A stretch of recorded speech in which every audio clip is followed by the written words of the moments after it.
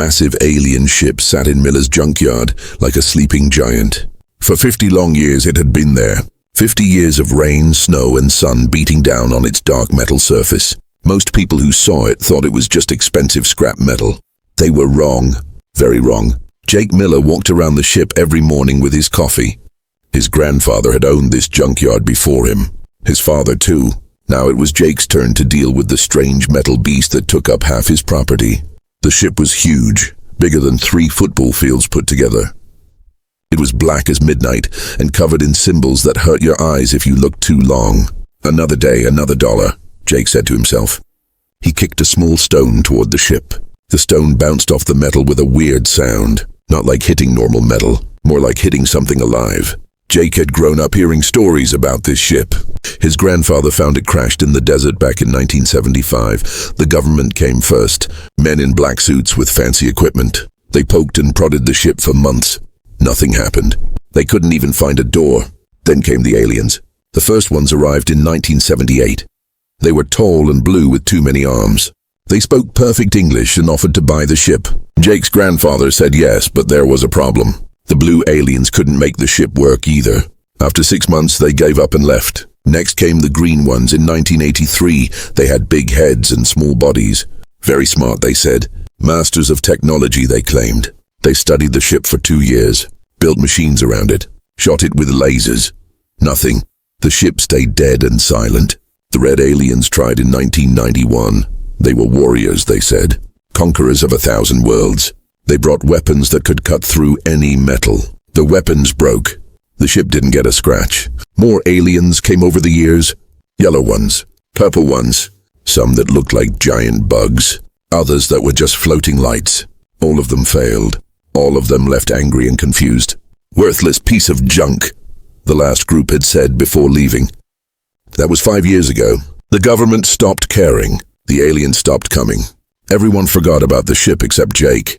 He was stuck with it. A giant paperweight that ate up space he could use for real junk that people actually wanted to buy. Jake finished his coffee and walked closer to the ship. Up close you could see how perfect it was. No rust, no dents. The metal looked brand new even after all these years. The symbols on the side seemed to move sometimes, but Jake figured that was just his eyes playing tricks. He reached out and touched the ship's surface. It was always warm. Summer or winter, the metal felt like it had been sitting in sunshine. Jake had touched it thousands of times before. Nothing ever happened. Today felt different though. As Jake's hand pressed against the warm metal, something changed. A soft humming sound came from inside the ship. Very quiet. So quiet he almost missed it. Jake pulled his hand away quickly. The humming stopped. "What the hell?" Jake whispered. He looked around the junkyard. Empty as always. No customers this early in the morning. No neighbors close enough to hear anything. Just Jake and the ship in the morning silence. Jake reached out again. This time he kept his hand on the metal longer. The humming came back. Stronger now. And there was something else. A feeling. Like the ship was thinking. "Impossible," Jake said out loud. "You're just a machine. A broken machine." But deep down, Jake knew something was wrong with that idea. Machines didn't stay perfect for 50 years. Machines didn't feel warm without power. And machines definitely didn't hum when you touched them. Jake pulled his hand away and stepped back. The ship went quiet again, silent as a grave. But now, Jake couldn't shake the feeling that something inside was watching him. Waiting for something. But waiting for what? Over the years, the smartest aliens in the galaxy had tried to unlock this ship's secrets. They had failed. Government scientists with their best equipment had failed. Everyone who touched this ship had walked away with nothing. So why did Jake feel like the ship was finally ready to wake up? He stared at the massive black surface, and for just a moment Jake could swear he saw his reflection in the metal. But his reflection was smiling. Jake wasn't smiling at all. Something was about to change. Jake could feel it in his bones. The question was he ready for what came next? Part 2. The Awakening. Jake couldn't sleep that night. Every time he closed his eyes, he heard that soft humming sound. He kept thinking about the warm metal and the strange feeling that something was watching him. By morning, he had made up his mind. He was going back to the ship. The sun was just coming up when Jake walked into his junkyard. He had a toolbox in one hand and a flashlight in the other. If the ship wanted to play games, Jake would play along. He had been fixing broken things his whole life. Cars, trucks, old machines that nobody else wanted. Maybe this alien ship wasn't so different. "Okay, big guy," Jake said to the ship. "Let's see what you're really made of." Jake started at the bottom of the ship and worked his way around. He ran his hands along every inch of the surface. The metal stayed warm under his touch. Sometimes the humming came back. Other times the ship stayed silent. Jake began to notice a pattern. The humming was stronger in some places than others. After 2 hours of searching, Jake found something interesting. Near what looked like the front of the ship, there was a section where the metal felt different, smoother. When Jake pressed his palm against it, the humming became so loud he could feel it in his chest. "Found you," Jake whispered. He pushed harder against the smooth section. Nothing happened. He tried knocking on it like a door. Still nothing. Jake stepped back and scratched his head. This was the spot. He was sure of it. But how did it work? Jake thought about all the stories his grandfather had told him. Government scientists with their computers and laser scanners. Alien experts with technology beyond human understanding. They had all tried to force the ship open. They had used power and strength and intelligence. Maybe that was the problem. Jake sat down on an old tire and really looked at the ship. What if it wasn't broken? What if it was just sleeping? His old dog Rex used to sleep so deep that you had to whisper his name real soft to wake him up. Yelling never worked. Rex would just sleep harder. "Hey there," Jake said quietly to the ship. "I'm Jake Miller. My family has been taking care of you for a long time." The humming got a little louder. "I know you've been here for 50 years, Jake continued. "That must get pretty boring. Just sitting here day after day, nobody to talk to." Jake felt silly talking to a machine, but something told him to keep going. "I bet you miss flying around in space," Jake said. "Seeing stars and planets and all that cool stuff. Maybe you miss your friends too." A new sound came from the ship. Not humming this time, more like a sigh. A very deep, very sad sigh. Jake's heart started beating faster. Machines didn't sigh, only living things sighed. "Are you lonely?" Jake asked. The smooth section of metal began to glow. Soft blue light like moonlight on water. Jake stood up and walked closer. The glow got brighter as he approached. "It's okay," Jake said. "I'm not going to hurt you. I just want to understand." Jake placed both hands on the glowing section. The light spread out from under his palms like ripples in a pond. The humming became a song now, beautiful and strange, not like any music Jake had ever heard. Suddenly the glowing section started to move. It didn't open like a door. It dissolved like sugar in water. One moment it was solid metal. The next moment Jake was looking into a tunnel that led deep into the ship. Cool air flowed out of the opening. It smelled like rain and starlight. Jake peered into the tunnel. It was lit up with the same soft blue glow. The walls looked smooth as glass. "Well," Jake said to himself, "guess there's no turning back now." Jake grabbed his flashlight and stepped into the ship. The moment his feet touched the floor inside, the opening sealed shut behind him. Jake spun around, but there was nothing there. Just smooth wall. "Don't panic," Jake told himself. "You wanted in. Now you're in." The tunnel stretched ahead of him. The blue light got brighter as he walked deeper into the ship. His footsteps echoed strangely, like he was walking through a cathedral made of metal. After what felt like forever, Jake reached the end of the tunnel. It opened up into a huge room. The walls curved up into darkness above his head. In the center of the room was a chair. Not a normal chair. This one looked like it was grown instead of built. It pulsed with the same blue light as the walls, and sitting in the chair was something that made Jake's blood run cold. It looked human, almost. Jake's flashlight shook in his hand as he stared at the figure in the chair. It was definitely shaped like a human, but something was wrong. The skin looked too smooth, too perfect. Like it was made of the same metal as the ship, but somehow alive. The figure's eyes were closed. Its chest rose and fell slowly like it was sleeping, or maybe dying. Jake couldn't tell which. "Hello?" Jake whispered. The figure's eyes snapped open. They glowed with the same blue light as the walls. Jake jumped back and almost dropped his flashlight. "Finally," the figure said. Its voice sounded like wind through trees. "I was beginning to think you would never come." Jake's mouth went dry. You were waiting for me." The figure smiled. It was a sad smile. "Not you specifically, Jake Miller, but someone like you, someone who could hear the ship's song. How do you know my name? The ship knows everything that happens near it. Every conversation, every visitor, every failed attempt to wake us up." The figure slowly stood from the chair. It moved like water, smooth and graceful. I am Kale. I am the guardian of this vessel. Jake took a step back. Guardian? Are you human? Kyle laughed, but it wasn't a happy sound. I was human once, a long time ago, before I bonded with the ship, before I became something else. Bonded? This ship is not just a machine, Jake. It is alive. It thinks, it feels, it dreams. Kale walked closer, and Jake could see that his skin really was like metal, but warm and soft. And it has been sleeping for 50 years, waiting for the right person to wake it up. Jake's mind was spinning. Why me? Why not the government people? Or the aliens? They were all smarter than me. Smart. Kyle shook his head. They were clever with technology, yes. But they could not hear what the ship was really saying. They tried to force it awake with power and tools and threats. The ship does not respond to force. Then what does it respond to? Kale placed his hand on the wall. The blue light spread out from his touch, racing along the curved surface like lightning. Kindness, understanding, the willingness to listen instead of demand. Jake watched the light dance across the walls. It was beautiful, like being inside a living star. The ship has been calling for help, Kyle continued. Not with words, with feelings, with loneliness, with pain. Most beings cannot hear such calls, but humans. Kyle looked directly at Jake. Humans are different. Different how? You feel things others cannot. You care about broken things. You try to fix what is hurt instead of throwing it away. Kyle gestured around the glowing room. This ship has been hurt, Jake, badly hurt. It crashed here 50 years ago, running from something terrible. Running from what? Kyle's expression grew dark. The Devourers, ancient beings that consume life itself. They destroyed my world. They destroyed the ship's creators. This vessel is one of the last survivors of a war that lasted 1,000 years. Jake felt cold, despite the warm air. Are they still out there? Yes, and they are coming here.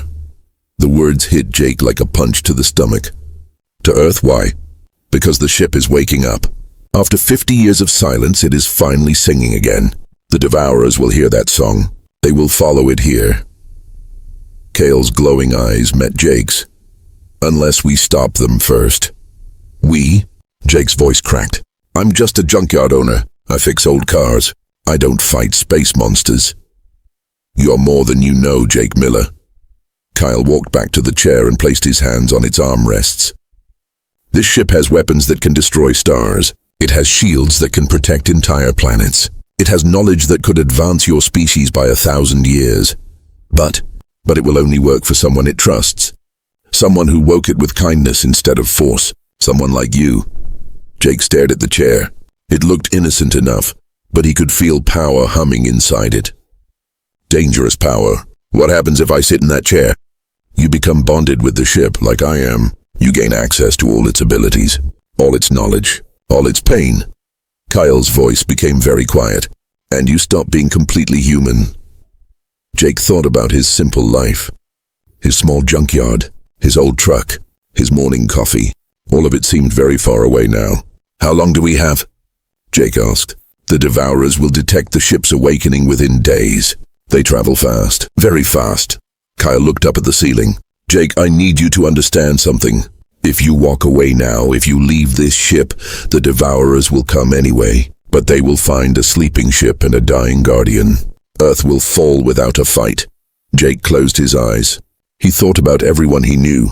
His neighbors, his friends, people who had no idea that something from their nightmares was coming for them. When Jake opened his eyes, he was looking at the chair. Tell me what I need to do. Part 4. The Choice.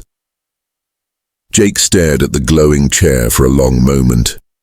His hands were shaking, but not from fear, from the weight of what he was about to do. Before I sit down, Jake said, tell me about the bonding. What exactly will happen to me? Kale moved closer, his metal-like skin reflecting the blue light. The ship will connect with your mind. Your thoughts will become its thoughts. Your feelings will become its feelings. You will know things that humans were never meant to know. And the bad parts. You will feel every pain the ship has ever felt. Every loss. Every moment of the 1,000-year war. Kale's voice grew heavy. You will carry the memories of entire worlds dying. Sometimes, Jake, you will forget which thoughts are yours and which belong to the ship. Jake nodded slowly. How long have you been bonded? 200 years. The number hit Jake like a brick. 200? But you look, the bonding stops aging. You become something between human and ship. Neither fully alive nor fully machine. Kyle sat on the edge of the chair's armrest. I had a wife once, children. They lived and died while I stayed the same. That is the price of this power. Jake felt his throat tighten. He thought about Sarah, the girl who worked at the diner in town. They had been talking about maybe going on a date. Now he might never age, never die, never be truly human again. Is there another way? Jake asked. Can we fight the Devourers without the bonding? Kyle shook his head. The ship's weapons are too complex for a normal human mind to control. The knowledge required would burn out your brain in seconds. The bonding protects you, changes you, makes you strong enough to handle the ship's power. Suddenly the walls around them flashed red. An alarm sound filled the air. Not loud, but urgent. What's happening? Jake shouted over the noise. Kyle's eyes went wide. They're here. The Devourers. They found us faster than I thought possible. Jake felt his stomach drop. How is that possible? You said we had days. The ship's awakening was stronger than I expected. The signal reached farther into space. Kyle jumped up and pressed his hands against the wall. Images appeared in the blue light. Jake saw space, stars, and something else. Something dark, moving between the stars like oil spreading through water. There, Kyle pointed at the darkness. 5 Devourer ships. They're already in your solar system. Jake watched in horror as the dark shapes moved toward Earth. They were huge, bigger than cities, and they ate light itself, leaving empty black holes in space where stars used to shine. How long until they reach Earth? Jake asked. 6 hours, maybe less. Jake's mind raced. 6 hours. In 6 hours, everything he had ever known would be gone. Unless he made the choice. Unless he gave up his humanity to save humanity. Kale, if I do this, if I bond with the ship, can we really stop them? Yes, this ship was built to fight Devourers.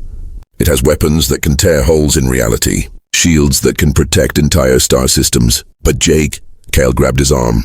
Even with all that power, the fight will be terrible. Devourers are not just ships, they are living nightmares. They feed on fear and pain and death. Jake looked at the images on the wall again. The dark ships were getting closer. He could almost feel their hunger reaching across space. What about Earth's military? Can't they help? Keel made a bitter sound. Your planet's weapons are like throwing rocks at a hurricane. The Devourers have destroyed civilizations 1,000,000 years more advanced than Earth. Jake closed his eyes and thought about his life, his small junkyard, his old truck, his morning coffee, his plans to ask Sarah out. All of it seemed so simple now, so precious. When he opened his eyes, Jake was looking at the chair again. If I don't make it through this, Jake said, if the bonding kills me or the fight goes wrong, will you tell people what happened? Will you make sure they know someone tried? Jake, you don't have to do this. We could run. The ship is fast. We could escape to another galaxy and leave Earth to die. Jake shook his head. No, I've spent my whole life fixing broken things. I'm not going to stop now.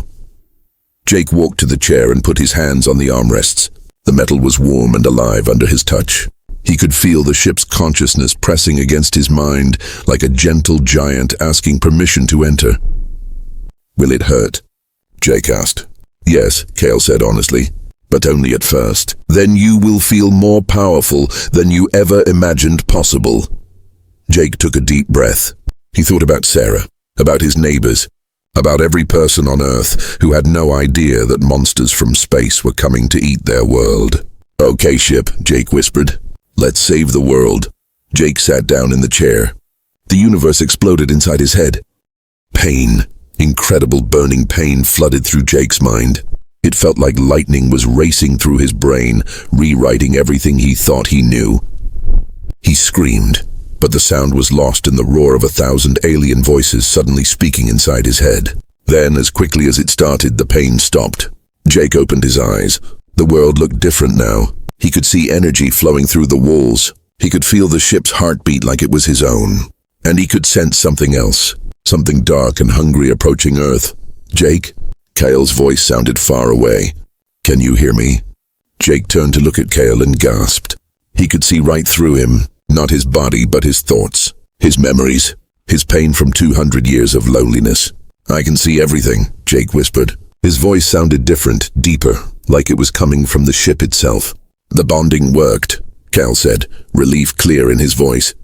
How do you feel? Jake stood up from the chair. Power flowed through him like electricity. He could feel the ship's weapons charging, its engines spinning to life, its shields forming around them like a protective bubble. I feel... Jake paused, searching for the right word. Complete, like I was always meant to be here. But even as he said it, Jake felt something slipping away. His memories of morning coffee seemed fuzzy. His face in the mirror this morning was hard to remember. The bonding was already changing him. The Devourers? Jake asked. 4 hours out, Kyle replied. They've increased speed. They know we're awake now. Jake closed his eyes and reached out with his new senses. He could feel the dark ships moving through space like cancer spreading through a healthy body. 5 of them, each one the size of a mountain. Each one hungry for the life energy of 6 billion humans. Not today, Jake said. Jake raised his hand and the ship responded. The entire vessel lifted off the ground for the first time in 50 years. Dirt and old car parts fell away as they rose into the sky. Jake felt the ship's joy at flying again. It had missed the stars. Through the ship's eyes, Jake could see his junkyard getting smaller below them, his old life literally falling away. Part of him wanted to be sad about that, but the bigger part of him, the part that was now connected to something vast and ancient, felt only determination. Ship, Jake said out loud. Show me our weapons. Knowledge flooded into Jake's mind. He suddenly understood technology that human scientists wouldn't discover for 1,000 years. Energy cannons that could crack planets. Reality bombs that could erase entire fleets from existence. Shields that could protect solar systems. Incredible, Jake breathed. And terrifying, Cale added. Remember, Jake, with this power comes responsibility. The ship's creators destroyed themselves because they forgot that lesson. Jake nodded. He could feel the temptation already. The urge to use all this power for his own purposes. To remake the world the way he wanted it. But his human heart, the part that still remembered fixing broken cars and dreaming about asking Sarah on a date, kept him grounded. The ship broke through Earth's atmosphere and into space. Jake had never seen Earth from space before. It was beautiful, blue and white and perfect. Behind it, he could see the dark shapes of the Devourer fleet approaching. They're bigger than I thought, Jake said. And hungrier, Cale replied. Jake, these ships have eaten entire civilizations. Billions of beings have died screaming as the Devourers consumed their life force. Do not show them mercy. They understand only death. Jake felt the ship's weapons lock onto the lead Devourer ship. At this distance, it looked like a moving shadow against the stars. But Jake's enhanced vision could see the details. The ship was alive like his own vessel. But where Jake's ship felt warm and protective, the Devourer ship felt cold and hungry. It radiated malice like heat from a fire. This is for everyone who never got a chance to fight back, Jake whispered. Jake fired. A beam of pure energy shot across space. Not light, but something beyond light. Something that existed in dimensions humans had no names for. It struck the lead Devourer ship and tore through it like paper. The ship exploded in a burst of dark fire. Jake felt its death scream echo across space. But instead of satisfaction, he felt only sadness. Even monsters, he realized, could feel pain. The other 4 Devourer ships immediately changed course. They spread out, no longer approaching in a straight line. They had learned that Earth was defended. 4 left, Kyle said. 4 too many, Jake replied. The battle for Earth had begun, and Jake Miller, former junkyard owner, was humanity's only hope. He smiled. It felt good to finally fix something that really mattered.